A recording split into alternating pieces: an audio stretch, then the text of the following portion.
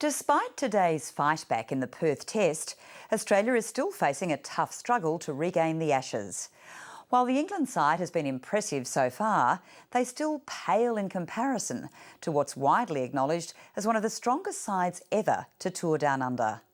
In the summer of 1928-29, England, led by captain Percy Chapman, defeated Australia 4-1 and boasted legendary players like Hammond, Hobbs, Sutcliffe, Jardine and Larwood.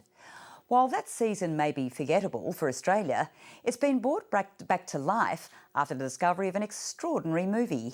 The film was shot by former England player Percy Fender and contains the earliest known footage of Don Bradman and vision of another cricketer whose fleeting but brilliant career haunts the memory of pre-war cricket. Mike Sexton reports. This Ashes summer, the English cricketers are being kept on a pretty short leash, with a team of specialists telling them when to jump and how high.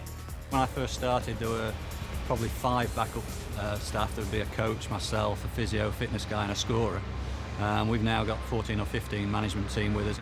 By the time they complete this cramped 100-day tour, they'll fly home for a brief rest. We finish this tour and go home for 3 days and then we're straight off to the World Cup. So, trying to fit everything in is quite difficult.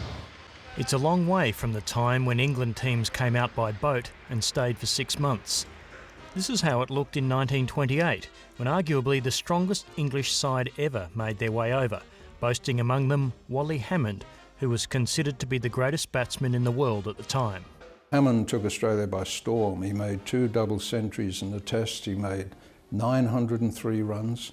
They just couldn't get him out, and he looked magnificent. The 200 he made at Sydney, people talked about it for the rest of their lives.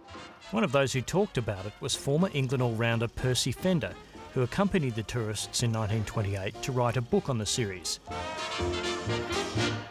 Fender also enjoyed making home movies, and during the tour he shot a 30-minute travelogue recording that Ashes summer, a film that 80 years later has been rediscovered by his family.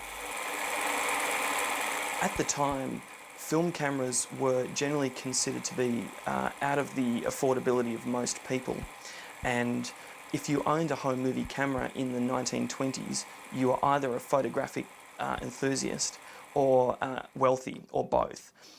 So these sorts of films are quite rare, and I think it's a significant find for that reason.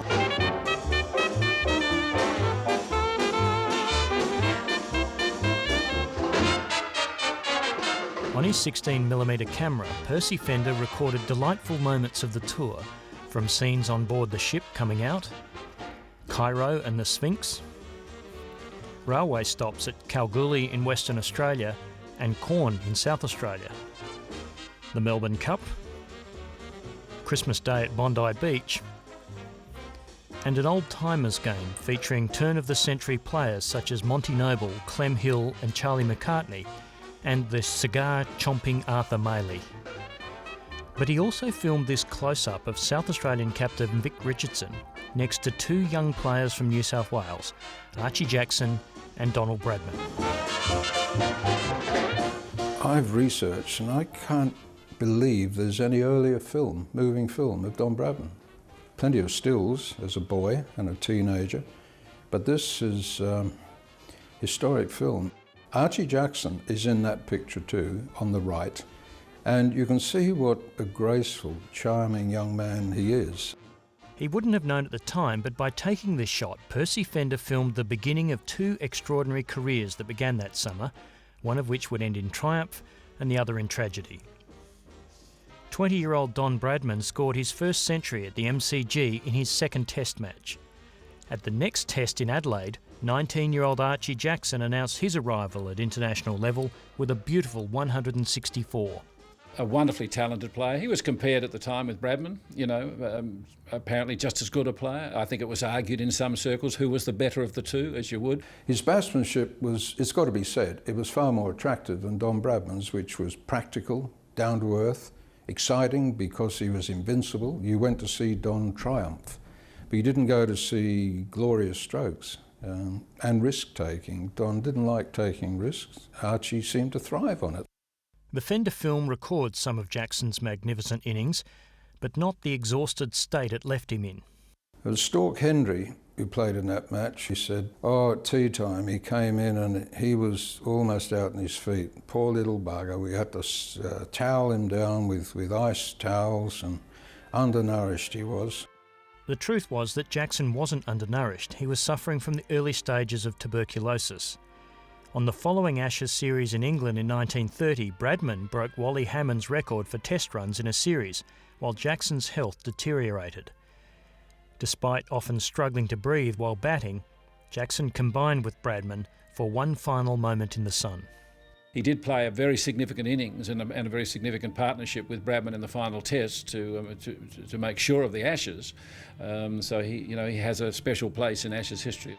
The next time England toured Australia was the bodyline summer of 1932-33, when fast bowlers Bill Vose and Harold Larwood targeted Bradman.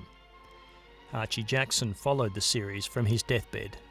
He died on the day that England won the Ashes in Brisbane in the bodyline series, and he sent, just before he died, he ordered a telegram to be sent to Harold Larwood, and Larwood treasured that, truly treasured it.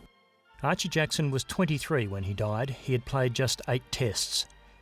The vision of his only century, 81 summers after it was scored, fills a gap in the recorded history of the sport. The game and the international cricket community at the moment is consumed by the now, consumed by the trifling and the transient. It's an important time to reinforce the importance of the game, its history, its values, and its traditions, particularly for the new generations coming through. A copy has been donated to the Bradman Museum in Bowral, and there are plans in Britain to use it in a documentary. But for National Film and Sound archivist Simon Smith, the Fender film is a reminder of how rare such discoveries are becoming. It's considered that less than 5% of Australia's silent film history, and that's the period of 1896 to 1929, survives. Film produced during this period was produced on nitrate film stock, which is flammable, but films from this era are now considered very fragile. For those who love the game, the film is a priceless glimpse into a summer long gone when an exuberant teenager held the cricket world in the palm of his hand. And the thought of what might have happened if both these young men had lived into adulthood. Imagine Bradman and Jackson still batting for Australia as 40-year-olds after the war. It could have happened, but it's just a dream. It was not to be.